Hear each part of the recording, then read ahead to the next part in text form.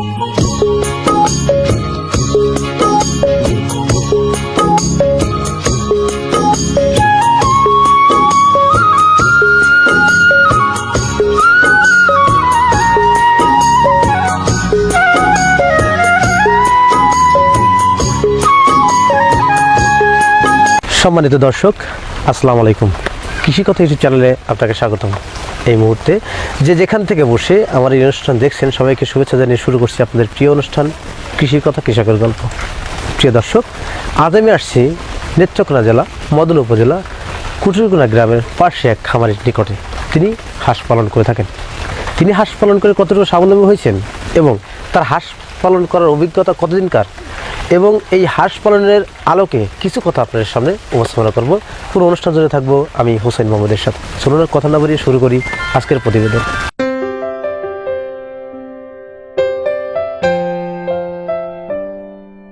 সম্মানিত দর্শক, আমার সামনে সেই খামারি ভাই দাঁড়িয়ে আছেন। আবার অবশ্যই পিছনে যে ঘরটা দেখছেন, এই ঘরটা দেখে আপনারা বুঝতে পারছেন আমি আপনাদেরকে কী বোঝাতে চাচ্ছি। এখানে তিনি রাতের বেলা হাঁসগুলো রাখতেন এবং দিনের বেলা হাঁসগুলো বিলে চড়াতেন। এই হাঁস পালনে বিভিন্ন তথ্য উপস্থাপন করবো। আসসালামু আলাইকুম ভাই। ওয়ালাইকুম সালাম। ভালো আছেন ভাই? হ্যাঁ, ভালো আছি। আপনার নাম কি? আমার নাম হেদুস মিয়া। আপনার নাম? মোহাম্মদ হেদুস মিয়া। ফেরদৌস মিয়া। আপনার গ্রামের বাড়িটা কোথায়? শিবাশ্রম। শিবাশ্রম। আচ্ছা, এই যে হাঁস পালন করার অভিজ্ঞতা কতদিনকার আপনার?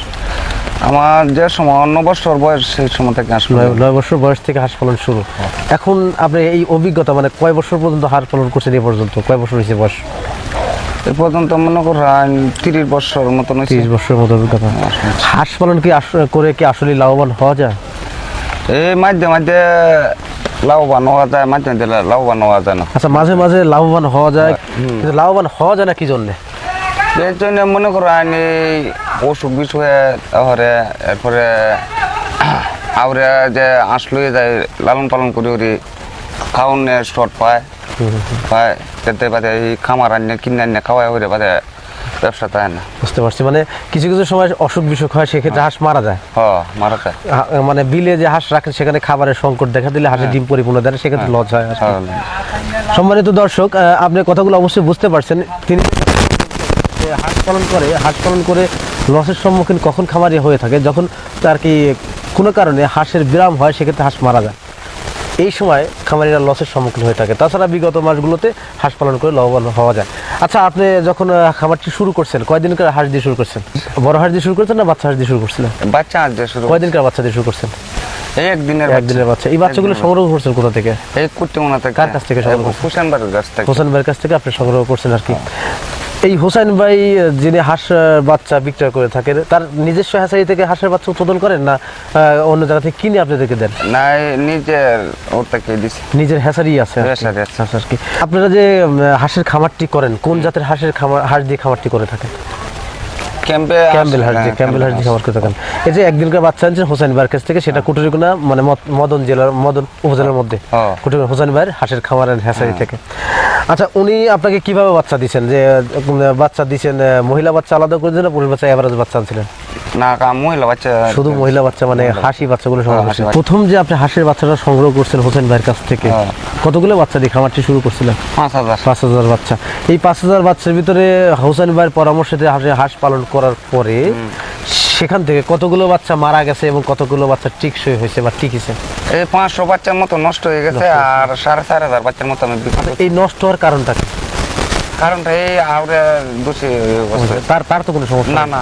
তার পরামর্শ অনুযায়ী হাঁস পালন করলে অবশ্যই হাঁস মরবে না, এটা গ্যারান্টি আছে। প্রিয় দর্শক, খামারি ভাই বললেন যে হাঁস পালন করলে যদি সঠিক পরামর্শ পাওয়া যায় এবং সঠিক পরামর্শ হ্যাচারি মালিকরা দিয়ে থাকেন, তাহলে হাঁস পালন করে সে লাভবান হতে পারবে।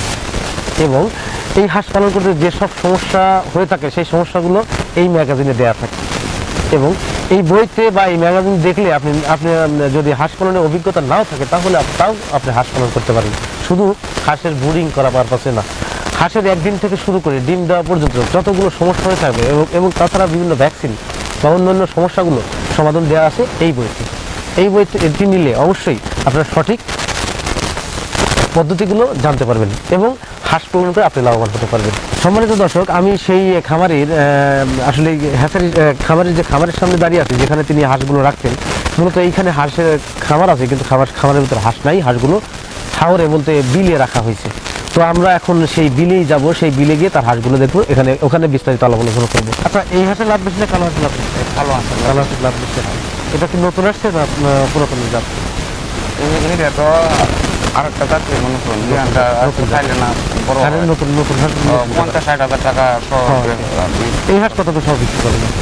35-40 উঠতে গেলে 40 ওটা আবার 60,000 টাকা সব। আর হেঁটে 60-65 হাজার টাকা সব দেখা যায়।